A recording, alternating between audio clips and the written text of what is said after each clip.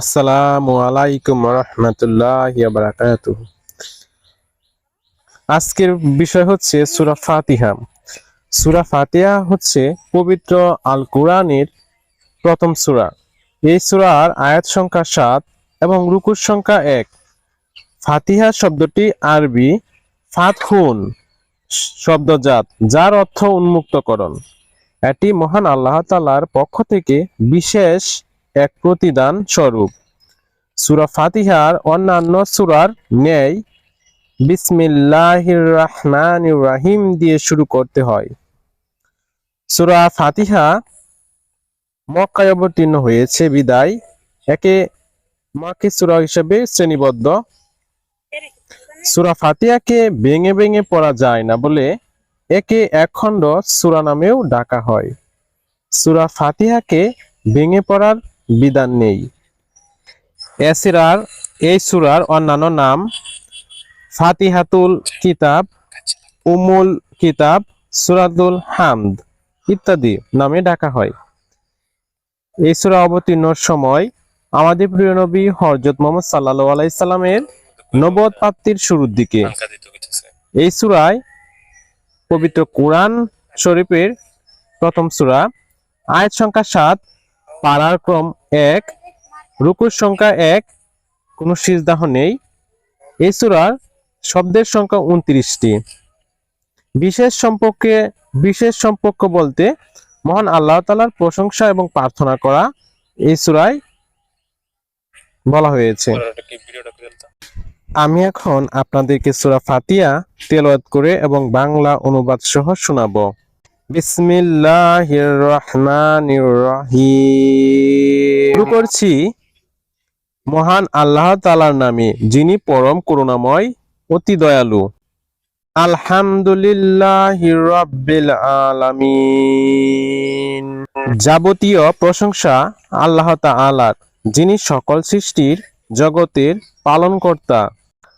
আর রহমানির রহিম, যিনি নিতান্ত মেহেরবান ও দয়ালু। মালিকি ইয়াউমিদ্দিন, যিনি বিচার দিনের মালিক। ইয়াকা নাবুদু ওয়া ইয়াকা নাস্তাইন, আমরা একমাত্র তোমারই ইবাদত করি এবং শুধু তোমারই সাহায্য প্রার্থনা করি। ইহদিনাস সিরাতাল মুস্তাকিম, আমাদেরকে সরল পথ দেখাও। সিরাতাল্লাযিনা আনআমতা আলাইহিম গায়রিল মাগদুবি আলাইহিম ওয়ালাদ-দাল্লিন,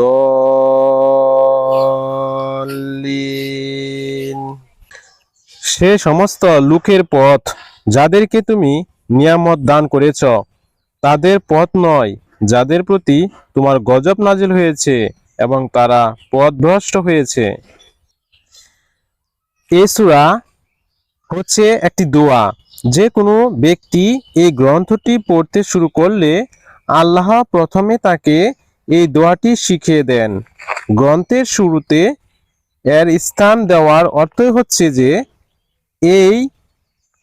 যে যথার্থ এই গ্রন্থ থেকে তুমি লাভবান হতে চাও, তাহলে নিখিল বিশ্ব জাহানের মালিক মহান আল্লাহ তাআলার কাছে দোয়া ও সাহায্য প্রার্থনা করো।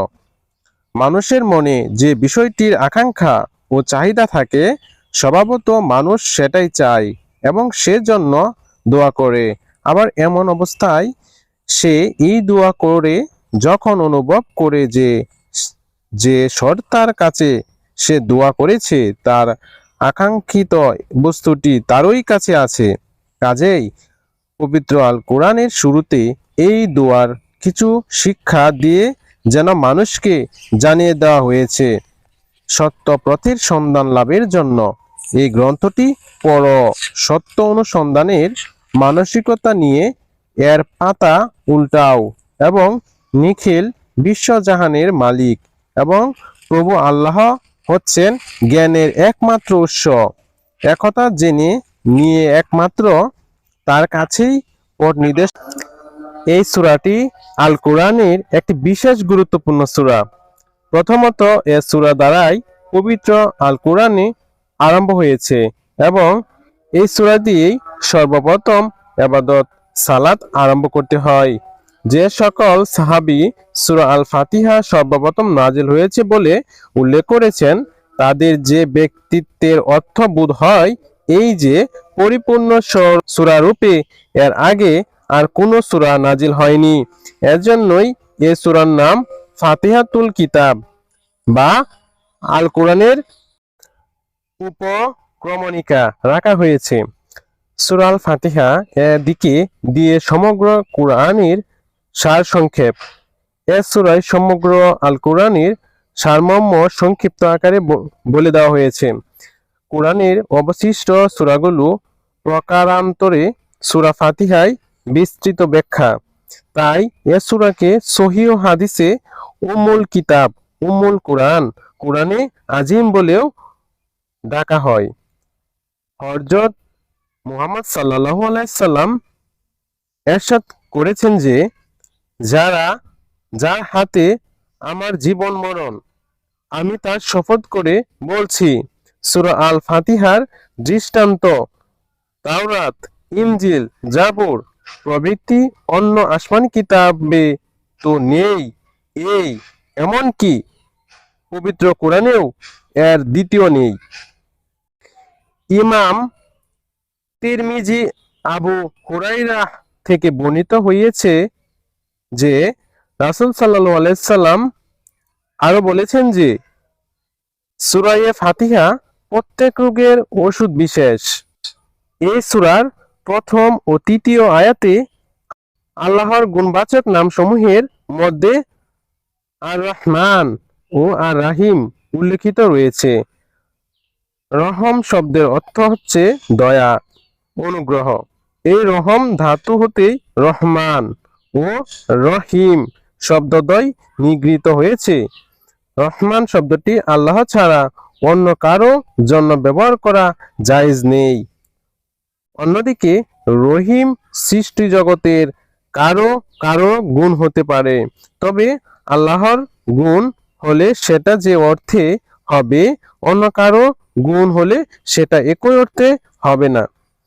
সূরাটির দ্বিতীয় আয়াতে আল-হামদু কথাটি আশ-শুকুর থেকে অনেক অনেক ব্যাপক, যা আধিক্য ও পরিপূর্ণতা বোঝায়। আশ-শুকুর লিল্লাহ বলার অর্থ হলো এই যে আমি আল্লাহর যে নিয়ামত পেয়েছি সেজন্য আল্লাহর শুকরিয়া আদায় করছি। অপরদিকে আলহামদুলিল্লাহ এর সম্পর্ক শুধু নিয়ামত প্রাপ্তির সাথে নয়। মানুষ যখন আল্লাহ ছাড়া অপর কারো গুণ সৌন্দর্য দেখে মুগ্ধ হয়ে তার প্রশংসা করতে শুরু করে, তখন মানুষ তার ভক্তি শ্রদ্ধার জালে বন্দী হয়ে পড়ে এবং শেষ পর্যন্ত সে মানুষের দাসত্ব ও মানুষের পূজা করতে আরম্ভ করে। এই অবস্থা মানুষকে শিরকের পথে পরিচালিত করতে পারে। সেজন্য যাবতীয় হামদ একমাত্র আল্লাহর জন্যই করার শিক্ষা দেওয়া হইয়াছে। সৃষ্টি জগতে আলাম এবং বহুবচনে আলামিন বলা হয়। সূরা আশুরা 23-24 আয়াত দুটিতে বলা হয়েছে, ফেরাউন বলল, রাব্বুল আলামিন কি? মূসা বললেন, যিনি আকাশসমূহ, ভূপৃষ্ঠ এবং এ দুইটির মধ্যবর্তী সমস্ত জিনিসের রব।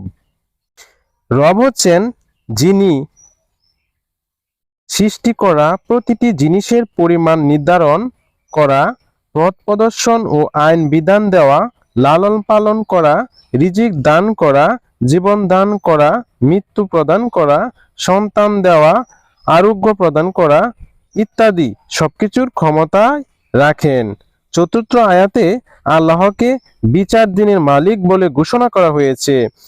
বিচার দিন সম্পর্কে সূরা আল ইনতিফাতের 17-19 নং আয়াতগুলোতে বলা হয়েছে, আর কিসে আপনাকে জানাবে প্রতিদান দিবস কি? তারপর বলি, কিসে আপনাকে জানাবে প্রতিদান দিবস কি? সেদিন কোনো মানুষ অন্য মানুষের জন্য কোনো কিছু করার ক্ষমতা রাখবে না, আর সেদিন সকল বিষয় হবে আল্লাহর কৃতিত্ব। পঞ্চম আয়াতে আল্লাহ তাআলা ছাড়া অন্য সব উপাস্যের ইবাদত করাও সেগুলোর কাছে সাহায্য চাওয়াকে অস্বীকার করা হইয়াছে। ইবাদত হলো ভয়, ভীতি, আশা, আকাঙ্ক্ষার সাথে সেই সব কথা বা কাজ সম্পাদন করা যা আল্লাহ পছন্দ করেন ও যাতে তিনি সন্তুষ্ট হন। সেসব কথা ও কাজে আল্লাহ অসন্তুষ্ট হন তা থেকে বিরত থাকাও ইবাদত। আল্লাহ তাআলা অন্য কারো ইবাদত করা অথবা কারো কাছে অলৌকিক সাহায্য প্রার্থনা করার শিরক হিসেবে গণ্য হয়। সূরাটির ৬ষ্ঠ আয়াতে হিদায়াত চাওয়া হইয়াছে, স্নেহ ও করুণা এবং কল্যাণ কামনা সহ কাউকে মঙ্গলময় পথ দেখিয়ে দেওয়া ও মঞ্জিলে পৌঁছিয়ে দেওয়াকে আরবি পরিভাষায় হিদায়াত বলে। হিদায়াত শব্দটি দুইটি অর্থ।